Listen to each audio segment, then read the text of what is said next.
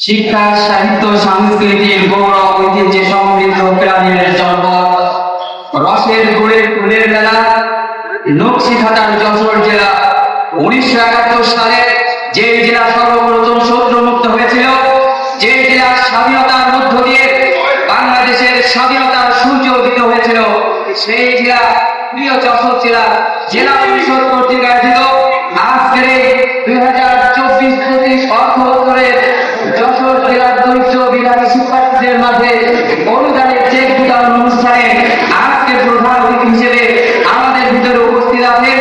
আমাদের দেশে সেই দিনে হবে কবে, কথাই না বড় হয়ে কাজে বড় হবে, কুসুম কুমারী সেই ভাবনার বাস্তব প্রতিফলন।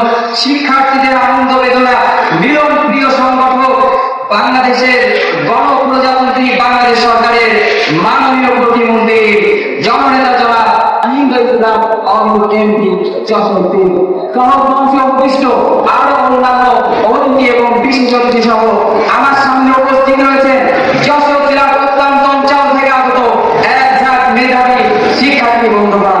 সকলকে জানাই আমার অন্তরের অবস্থান থেকে এক গুচ্ছ রক্তিম লাল গোলাপের শুভেচ্ছা অভিনন্দন।